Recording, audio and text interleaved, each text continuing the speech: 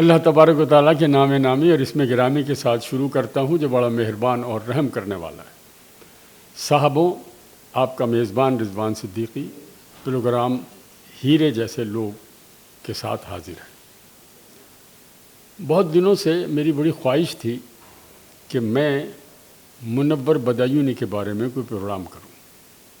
اب تو منور بدایونی کے حوالے سے ایک زمانہ واقف ہے، لیکن ان کی ذاتی شخصیت کے بارے میں بہت کم لوگوں کو معلوم ہے، چونکہ انہیں انتقال کیے ہوئے بھی خاصا عرصہ ہو گیا۔ مجھے ان سے دور سے تعلق اور قلبی تعلق اس وقت پیدا ہوا جب میں نے مختلف محافل میں، بالخصوص انجمن شہدائیان رسول کے زیر اہتمام منعقدہ محافل جو ہوٹل میرٹ میں ہوتی ہیں، ان میں نے صدیق اسماعیل، صبی رحمانی، خورشید احمد، فصیح الدین سہروردی اور دیگر نعت خواہوں کو سے ان کے کلام سنے اور پوچھا یہ کن کا کلام ہے۔ میں آپ کو منور بدایونی کے 2 نعت کے شعر سناتا ہوں۔ اذان بعد پروگرام کے آخر میں ان کے اور اشعار میں آپ کی خدمت میں پیش کروں گا۔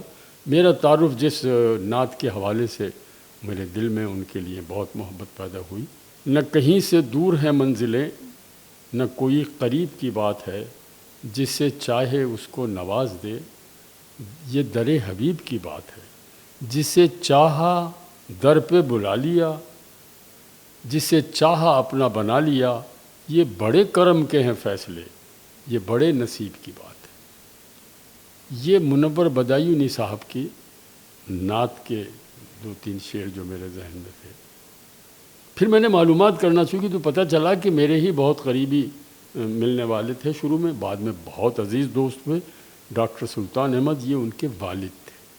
پھر پتہ چلا کہ ان کے منور بدایونی کے علاوہ، ان کا اصل نام ثقلین احمد تھا، ان کے والد حسنین احمد مورخ خود شاعر تھے اور بدایوں کی معروف شخصیات میں ان کا شمار ہوتا تھا۔ منور بدایونی صاحب کے دوسرے بھائی محشر بدایونی، جو ہماری شاعری میں اور ہماری یہ سمجھ لیجئے کہ ادب میں جن کا بڑا مرتبہ ہے، وہ آہنگ کے برس ہا برس ایڈیٹر رہے، جو ریڈیو پاکستان کا ایک رسالہ ہے۔ خوش بختی سے مجھے بھی اسی ماہنامہ آہنگ میں 3 برس تک ایڈیٹر ہونے کا اعزاز حاصل ہے۔ 2 دسمبر 1908 کو منور بدایونی پیدا ہوئے بدایوں میں۔ یہ خود اپنے بارے میں لکھتے ہیں کہ میرے جد امجد عبداللہ مکی تھے، جو سیدنا ابوبکر صدیق رضی اللہ تعالیٰ عنہ کے منجلے صاحبزادے حضرت عبداللہ بن ابی بکر کی اولاد میں سے تھے۔ اس سلسلے میں 610 میں ان کے بزرگ بدایوں میں آئے اور محلہ سوت میں آ کر آباد ہو گئے، اور ان کے پھر بزرگوں نے بدایوں میں جو پہلے سے موجود مزارات تھے ان کی نگرانی اور ان کی صفائی کے کام شروع کیے۔ اس کے بعد جہانگیر نور الدین اعظم آباد نور الدین جہانگیر نے باضابطہ طور پر اس خاندان کو یہ رتبہ عطا کیا کہ انہیں متولان بزرگان دین مقرر کر دیا، اور ان کے جو اجداد تھے وہ بدایوں کے مزارات اور خانقاہوں میں ان کے انتظامات دیکھا کرتے تھے۔ منور بدایونی کے ایک صاحبزادی شمیم فاطمہ مخاری اب لکھتی ہیں اپنے والد کے بارے میں کہ میرے والد کی پرورش ان کے والد حسنین احمد مورخ نے نہیں کی، بلکہ حسنین احمد مورخ نے اپنے ایک دوست عیش بدایونی، جو اس وقت کے بہت بڑے شاعر تھے، اپنے بیٹے کو ان کے سپرد کر دیا تھا۔ تو عیش بدایونی خود بڑے شاعر تھے، ان کی صحبت میں منور بدایونی نے اپنی زندگی کا آغاز کیا۔ سب سے پہلے وہ ان کے ساتھ ہی بجنور چلے گئے، چونکہ عیش بدایونی صاحب سرکاری ملازمت کرتے تھے، ان کا تبادلہ ہوا بجنور میں۔ تو پہلی بار منور بدایونی صاحب کو 4تھی جماعت میں ضلع بجنور گاؤں نگینے کے ایک اسکول میں داخل کرایا گیا۔ ممتاز افسانہ نگار اردو ادب کی بہت بڑی شخصیت ابو الفضل صدیقی ان کے ہم جماعت تھے۔ منور بدایونی نے 1926 میں میسن اسلامیہ ہائی اسکول سے میٹرک پاس کیا۔ منور بدایونی نہایت باقاعدگی سے ماہنامہ آستانے میں اپنا کلام بھجواتے اور ماہنامہ آستانہ کے ایڈیٹر انہیں بہت نمایاں طور پر شائع کرتے تھے۔ یوں منور بدایوں انہوں نے بہت ابتدائی سے اپنی شعری زندگی کا سفر شروع کر دیا تھا۔ خیال رہے کہ یہ ماہنامہ آستانہ دہلی سے جب شائع ہوتا تھا تو ایک وقت ایسا بھی آیا کہ اس کی اشاعت 70,000 ہوتی تھی۔ منور بدایونی جب میٹرک پاس کر گئے اور شعری سفر کا آغاز ہوا اور مشاعرے پڑھنے لگے تو اب سلسلہ ضرورت پڑی کہ بھئی کوئی کاروبار کوئی روزگار بھی کریں۔ تو اس زمانے میں فاطمہ ثریا بجیا، زہرہ نگاہ اور احمد مقصود حمیدی اور انور مقصود کے تایا بلدیہ میونسپلٹی بدایوں کے چیئرمین تھے۔ انہوں نے منور بدایونی کو بلدیہ بدایوں کے کتب خانے کا نگراں بنا دیا۔ اب آپ سوچئے کہ میونسپلٹی بدایوں کے کتب خانے کے جب یہ نگراں بن گئے تو یہ وہ زمانہ تھا کہ جب بڑے بڑے شعرائے کرام اور اساتذہ کرام کے دواوین، ان کے شعری مجموعے جن میں قلمی نسخے بھی شامل تھے، ہاتھ کے لکھے ہوئے نسخے بھی شامل تھے، تو منور بدایونی کو اس شعبے سے وابستہ ہونے کے نتیجے میں اساتذہ کرام کا وہ کلام جو عام لوگوں تک دستیاب نہیں تھا انہیں پڑھنے کا موقع ملا۔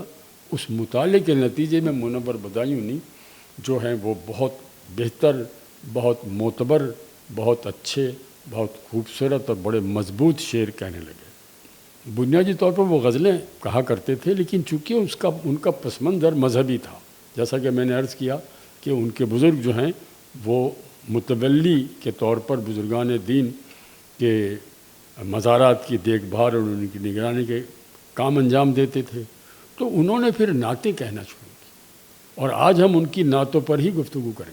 انہوں نے اس قدر قیامت کی نعتیں کہی ہیں کہ جن کی درجنوں نعتیں پاکستان، بھارت اور دنیا کے مختلف مقامات پر منعقد ہونے والی محافل نعت میں بڑے بڑے نعت خواں جن کا نام میں نے پہلے بھی لیا ہے وہ پڑھا کرتے ہیں، گھروں میں پڑھی جاتی ہیں منور بدایونی کے، لیکن لوگوں کو یہ علم نہیں کہ یہ کلام منور بدایونی کا ہے۔ منور بدایونی ذرا تاخیر سے پاکستان آئے، یہ 1957 میں پاکستان آئے۔ پاکستان تشریف لانے کے بعد یہ ریڈیو پاکستان سے وابستہ ہوئے۔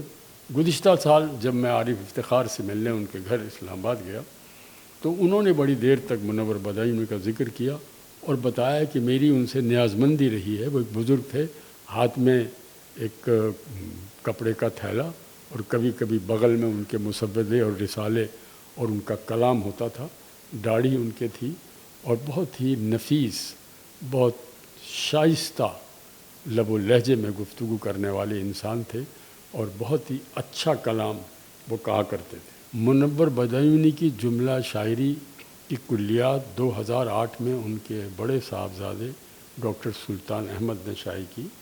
دوسری بار یہ 2017 میں شائع ہوئی نہایت خوبصورت انداز میں، جن میں منور بدایونی کی نعتیہ شاعری کے بارے میں اور ان کی شخصیت کے بارے میں ڈاکٹر ابواللہ صدیقی، ڈاکٹر محمود حسین، ڈاکٹر جمیل جالوی، ڈاکٹر اسلم فروخی، ڈاکٹر اخلاق اختر حمیدی، مشفق خواجہ، سید الطاف علی اور سبی رحمانی نے ان کی شاعری اور نعتیہ شاعری پر بہت خوبصورت مضامین لکھے اور بہت ہی عمدگی کے ساتھ ڈاکٹر سلطان نے اپنے والد کا شعری مجموعہ چھاپا، پھر کلیات چھاپی۔ بڑے کمال کے آدمی تھے، بہت کم لوگوں نے ان کو دیکھا ہوگا۔ ان کے ایک اور منور بدایونی کے بھائی تھے فاروق احمد جو پولیس افسر ہوئے، ان کا ادب سے تعلق نہیں، لیکن منور بدایونی اور میشر بدایونی یہ آپس میں بھائی تھے۔ اب میرا جی چاہتا ہے کہ میں پروگرام کے آخر میں ان کے کلام کو آپ کو سناؤں اور میں یہ عرض کر دوں کہ ان میں ہم نے جو کلام شامل کیا ہے یہ وہ ہے جو ہمارے ہی پروگرام میں آ کر صدیق اسماعیل نے اور سبی رحمانی نے پڑھا ہے۔ میرے لیے یہ ممکن نہیں ہے کہ میں زبانی ان کے اشعار آپ کی خدمت میں پیش کروں، لیکن ان کی ایک بڑی خوبصورت نظم کی تو میں نے آپ سے نعت کے معنی آپ کی خدمت میں پیش کی ہے. ایک نعت ان کی مجھے بہت پسند ہے، بہت پسند ہے. جب میں اسے سنتا ہوں، اللہ گواہ ہے بارہا میری پلکیں بھیگ جاتی ہیں، میں کانپنے لگتا ہوں. مجھے میرے آقا سے ایسی قربت کا احساس ہوتا ہے، اور جس انداز سے صبیر رحمانی نے اس نعت کو پڑھا ہے، اگر آپ سماعت کریں. سیاہ کاروں کی جب امداد کرنا، سیاہ کاروں کی جب امداد کرنا، مجھے بھی یا محمد شاد کرنا. میری فریاد سن لے سننے والے، مجھے آتا نہیں فریاد کرنا. میرے ہاتھوں میں دے کر اپنا دامن، میرے ہاتھوں میں دے کر اپنا دامن، سکھا دو یا نبی فریاد کرنا. مدینے کی زیارت چاہتا ہوں، کسی دن یا محمد یاد کرنا. آخری شعر دیکھیے کہ بڑی شے ہے، بڑی شے ہے منور یاد ان کی، بڑی شے ہے منور یاد ان کی، جسے آ جائے ان کی یاد کرنا. اس کے علاوہ میں ایک اور دیکھیے بڑی مشہور نعت ہے، آپ نے سنی ہوں گی. 2 شعر میں اس کے پیش کر دیتا ہوں. اللہ نے یہ شان بڑھائی تیرے در کی، بخشی ہے ملائک کو گدائی تیرے در کی. محشر میں بھی اس شان سے جاؤں گا منور، محشر میں بھی اس شان سے جاؤں گا منور، رکھے ہوئے کاندھے پہ چٹائی تیرے در کی. اب دیکھیے 2 شعر اور آخر میں کہ شان سرکار بطحا بڑی چیز ہے، شان سرکار بطحا بڑی چیز ہے، دونوں عالم کا آقا بڑی چیز ہے. میری لوح جبی کی یہ قسمت کہاں، میری لوح جبی کی یہ قسمت کہاں، ان کی خاک کفے پا بڑی چیز ہے. صاحبوں اجازت دیجیے، اللہ